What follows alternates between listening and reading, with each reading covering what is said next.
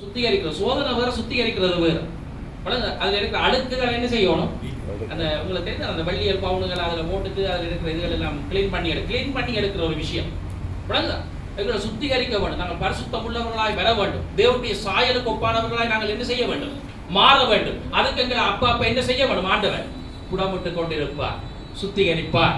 சில தவறுகள் எங்களிடத்தில் வரும், சில பிழைகள் எங்களிடத்தில் இருக்கும். அதுகளை ஆண்டவர் என்ன செய்வார்? சுத்திகரிப்பு செய்வார். யோசுவா புத்தகத்தில் யோசுவா சொன்னார் 3ஆம் அதிகாரம் 5வது வசனத்திலே, உங்களை பரிசுத்தம் பண்ணிக்கொள்ளுங்கள், நாளைக்கு கர்த்தர் உங்களுக்கு என்ன செய்வார்? அற்புதம் இருக்கு. அதுக்கு என்ன வேணும்? சுத்திகரிப்பு வேணும், பரிசுத்தம் வேணும். பரிசுத்தம் இல்லாமல் ஆண்டவரிடத்திலிருந்து நீங்கள் ஒன்றையும் என்ன செய்ய முடியாது, பெற்றுக்கொள்ள முடியாது. நீங்க சுத்திகரிக்கப்பட வேண்டும். எங்களிடத்துல கன அழுக்குகள் இருக்குங்க, எங்களிடத்துல கன தவறுகள் இருக்கு. எங்களிடத்துல நாங்கள் மனிதர்கள் பலவீனமான மனிதர்கள். எங்களை ஆண்டவர் அதிகமாக சுத்திகரிக்கிறதுக்கு நாங்கள் எங்களை என்ன செய்ய வேண்டும்? விட்டு கொடுக்க வேண்டும். தாவீது சொன்னான், ஈசோப்பினால் என்ன செய்யும்? சுத்திகரி.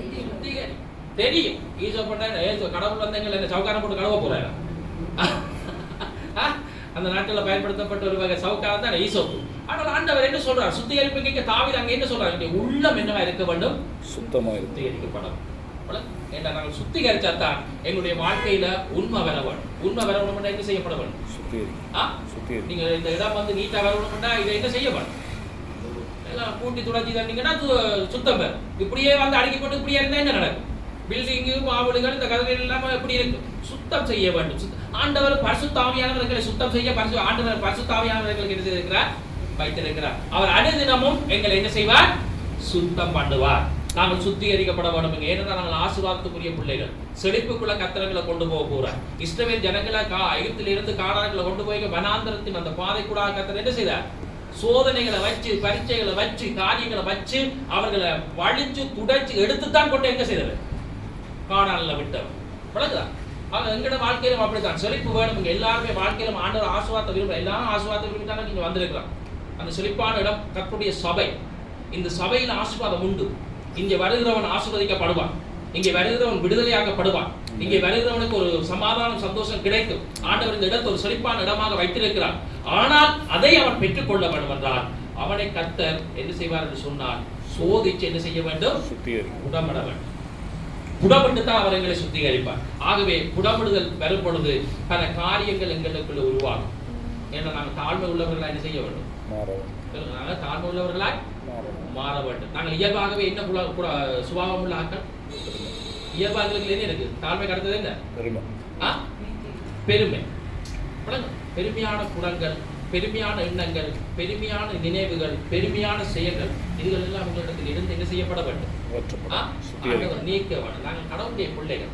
நாங்கள் தாழ்மையின் ஆவியை தரிக்க வேண்டும். கடவுளுக்கு தாழ்மையை பற்றி அதிகம் சொல்லி இருக்கிறார். அந்த தாழ்மையை கொண்டு வர வேண்டும் என்றால் உன்னை உடம்புடுகிற பகுதிக்குள்ள, சுத்திகரிப்பின் பகுதிக்குள்ள உன்னை கொண்டு போக வேண்டும்.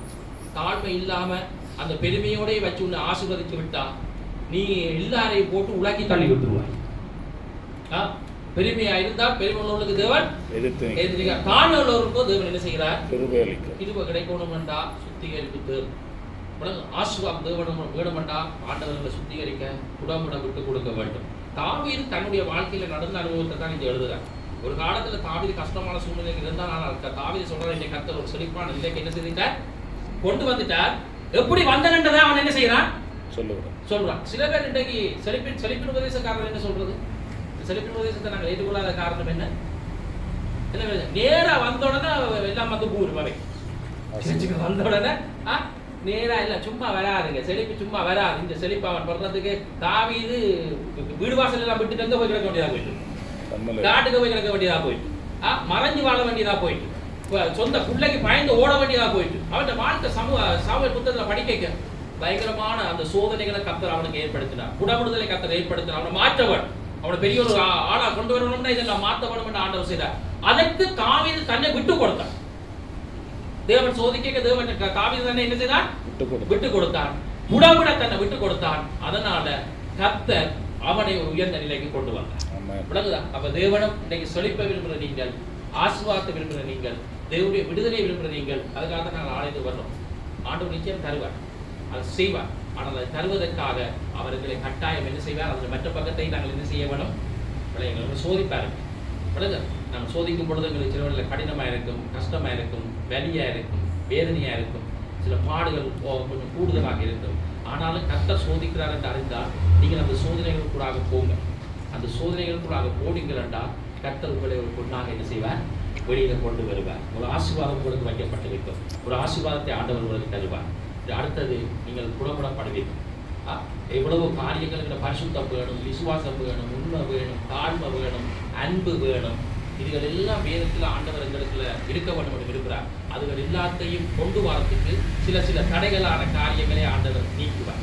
அப்பப்ப சுத்திகரிப்பு வேலைக்குள்ள பரிசுத்த ஆவியானவர் மூலமாக எங்களை சுத்திகரிப்புக்குள்ள கொண்டு போவோம். விளங்குதா? ஏன்னா நாங்கள் அன்புள்ளவர்களாக இருக்க வேண்டும். தேவன் அன்பா இருக்கிறது போல நாங்களும் ஒருவரோடு என்னவா இருக்க வேணும், அன்பா இருக்க வேணும். அன்பு இல்லாட்டி ஒன்றுமே நடக்காது. தாழ்மை இல்லாட்டி ஒன்றுமே செய்யலாம். பரிசுத்தம் இல்லாட்டி ஒன்றும் செய்யலாம். விசுவாசம் இல்லாட்டி ஒன்றும் செய்யலாம். இதுகள் எல்லாம் உங்களுக்கு வரப்பட்டா சுத்திகரிப்பு செய்ய வேண்டும். உங்களை பரிசுத்தம் பண்ணுங்க. நாளைக்கு கர்த்தர் உங்களுக்கு உங்களை பரிசுத்தம் பண்ணுங்க, உங்களை சுத்திகரி. விடுதலை எதிர்பார்க்கிற நீங்கள், செழிப்பை எதிர்பார்க்கிற நீங்கள், ஆசீர்வாதத்தை எதிர்பார்க்கிற நீங்கள், கடவுளிடத்தில் இருக்கிறது. அந்த சுத்திகரிப்புக்கு உங்களை விட்டுக் கொடுங்கள். கர்த்தர் உங்கள் ஒவ்வொருவரையும் நிறைவாக ஆசீர்வதிப்பாராக. ஆகவே ஆண்டவருடைய